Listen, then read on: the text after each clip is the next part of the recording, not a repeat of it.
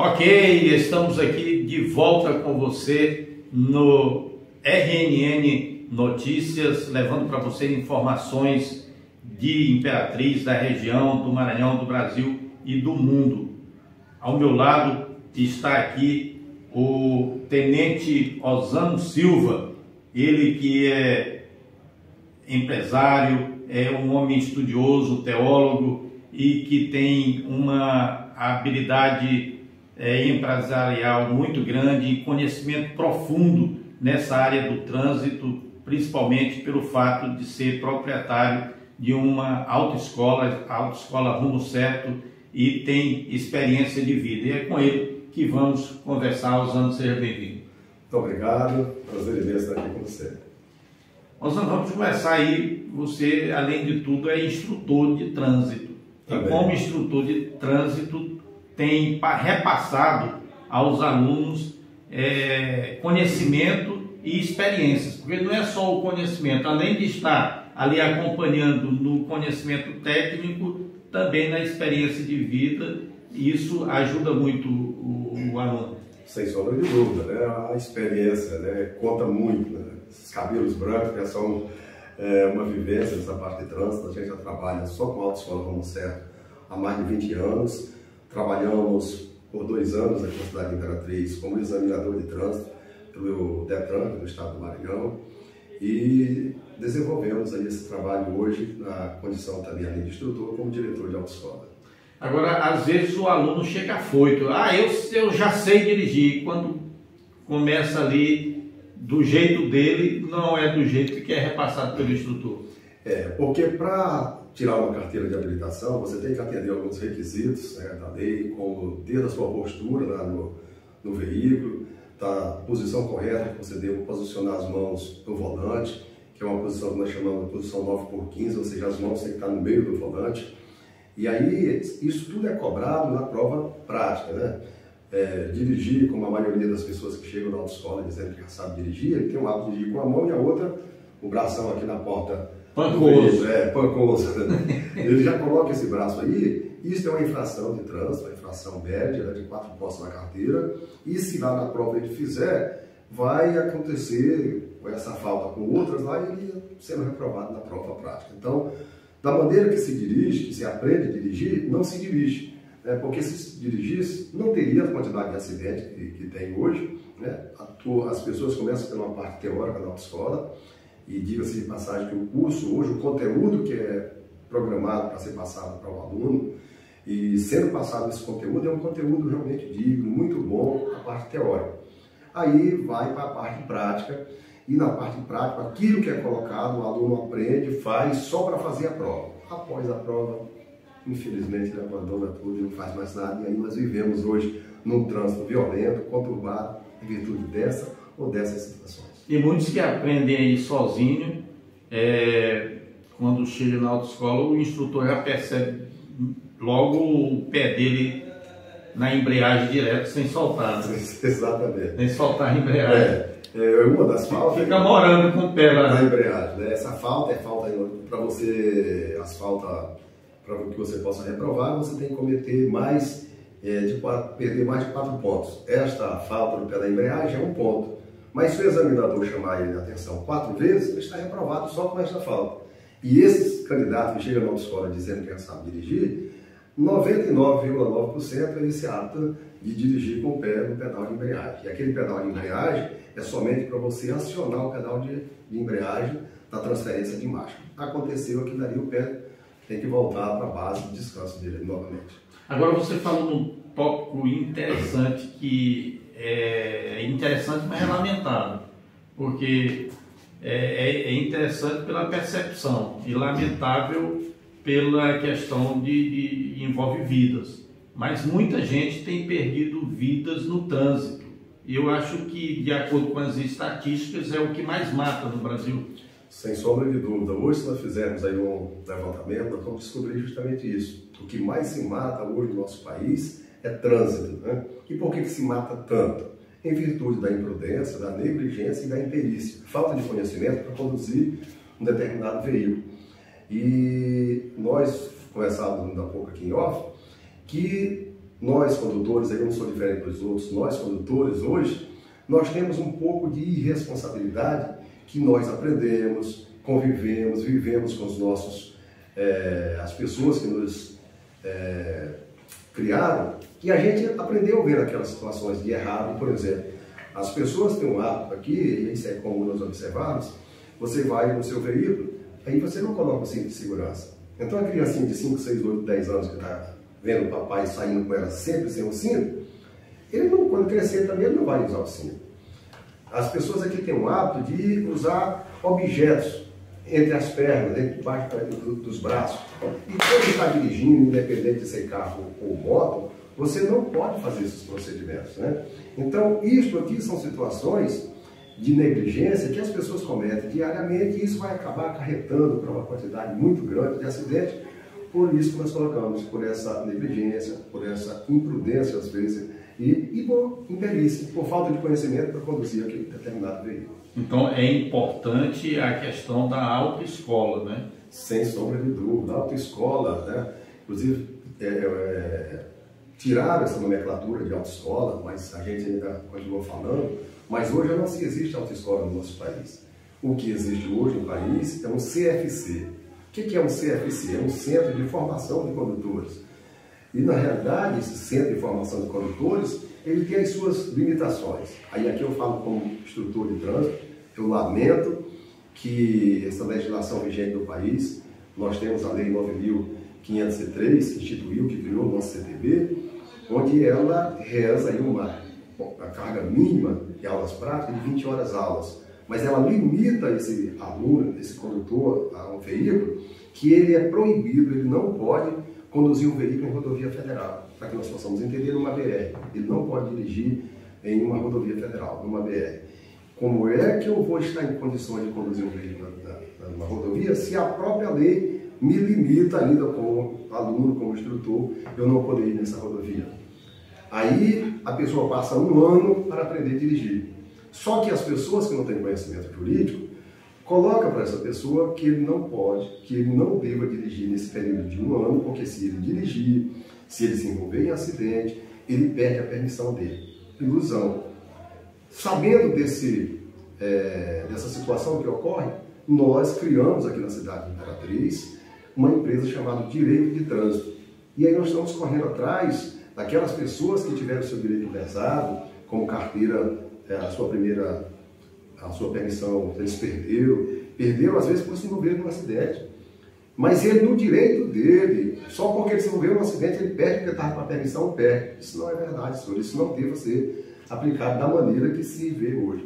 Então, quem tem uma permissão diz que ele não pode se envolver em acidente, que ele não pode pegar uma multa grave, nem uma multa gravíssima e nem ser reincidente em média. E ele pode pegar tudo isso.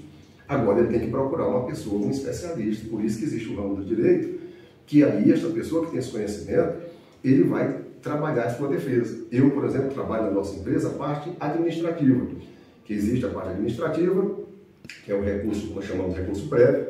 Depois existe um recurso na JARE, que é uma junta administrativa de recursos de infrações que os órgãos devem ter, tanto o município como o Estado, e até a União, no caso da Polícia Rodoviária Federal, dos órgãos federais.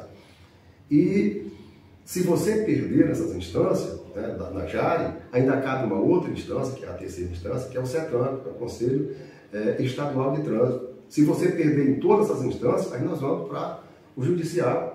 E é por isso que nossa empresa está aqui, a gente tem uma assessoria jurídica lá, que vai estar auxiliando essas pessoas, para correr atrás do seu direito. E você não ser responsabilizado sem que antes esse processo seja criado, tramitado e julgado, como reza a nossa Constituição do nosso país.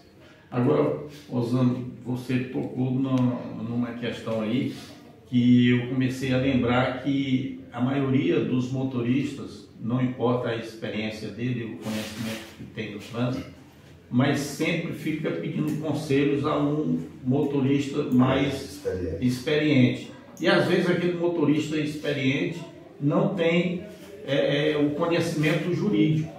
Exatamente. Tem o conhecimento de vida, do dia a dia, mas não tem o conhecimento jurídico. Então é importante demais uma empresa como a sua para fazer essa assessoria. Porque por incrível que pareça, esses condutores, a maioria deles, tem carteira comprada. E quem comprou uma carteira, não adianta nós tentarmos aqui tapar o sol com a peneira, que ele não tem esse conhecimento jurídico, ele não conhece, não sabe do seu direito, porque ele não estudou. Então não tem jeito, quem comprou uma carteira, mais o fazer do dia a dia, credenciou uma certa habilidade para ele, mas ele não está em condições jamais de passar esse conhecimento para uma pessoa sem experiência, porque ele não tem esse conhecimento científico, né, os verdadeiros conhecimentos que a lei reza, que a lei prevê para que você possa estar no trânsito. Se obedecer às regras do trânsito da melhor forma possível, acaba evitando realmente acidentes. Acaba, sim. Se ele obedecer, se nós obedecermos, sem sombra de dúvida, a gente acaba contribuindo para a diminuição desses acidentes. O problema é que não se obedece hoje, porque nós vivemos hoje uma sociedade em que nós, aí mais uma vez eu bato na tecla, nós não aprendemos, nós não temos mais aquele hábito, eu estou falando do homem de hoje, o ser humano de hoje que está tirando sua carteira de habilitação, agora chegou aos 18 anos. Nós não respeitamos mais os direitos dos outros. E aqui no nosso estado, e na nossa região toda, eu vou falar aqui nessa região justamente que nós vivemos aqui, nós, você conhecedor disso, que nós, mais uma vez, nós não respeitamos o direito dos outros, do próximo. Faixa de pedestre, imperatriz, quem respeita? Ninguém. Aqui os órgãos de fiscalização não respeitam, as autoescolas não respeitam, né? Nós, condutores, não respeitamos os outros lá. Quando nós estamos de a pé, queremos ser respeitados, mas quando nós estamos num carro, principalmente num carrão, quanto maior o carro que você esteja, mais super-homem você fica no volante. Coloca você no SW4, meu peixe, aí você fica, você está entendendo?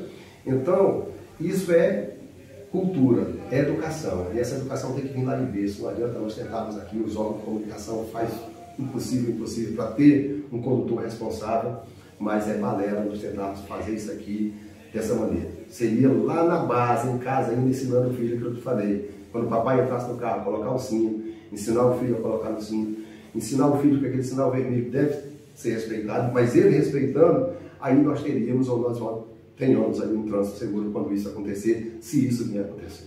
A negligência no trânsito é tão grande que os sinais eletrônicos, a maioria dos condutores de veículos tem como inimigos e não como uma regra do trânsito.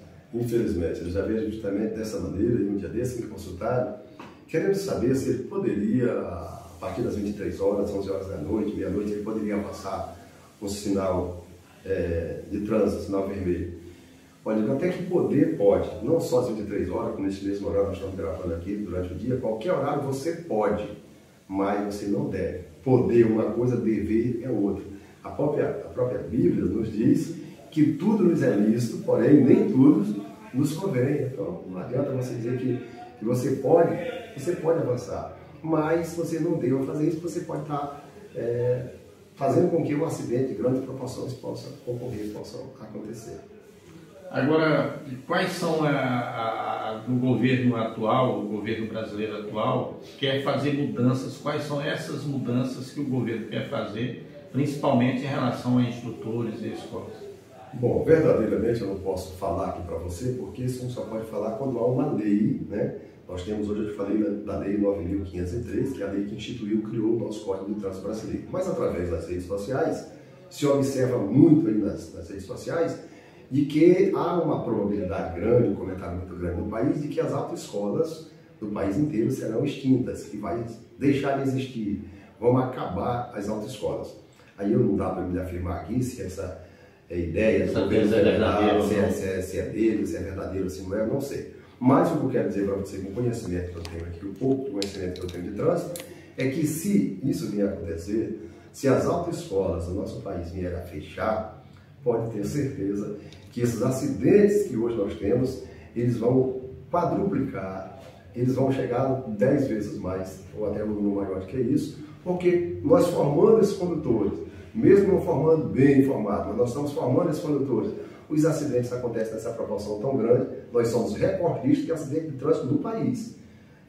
Ou melhor, no universo todo, no mundo inteiro, o Brasil é um dos países que mais se comete acidente de trânsito.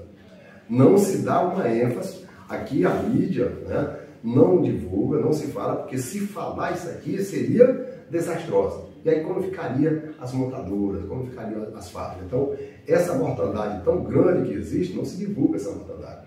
Mas se divulgasse, principalmente na questão do veículo de duas rodas, e aqui nós chamamos, a maioria chama de moto, mas não falo só a moto, que pode ser a cinquentinha, a bis, né, e outras mais, mas o veículo de duas rodas, como você tem que ser um equilibrista para ficar em cima dele, é o que mais causa acidente com vítima fatal.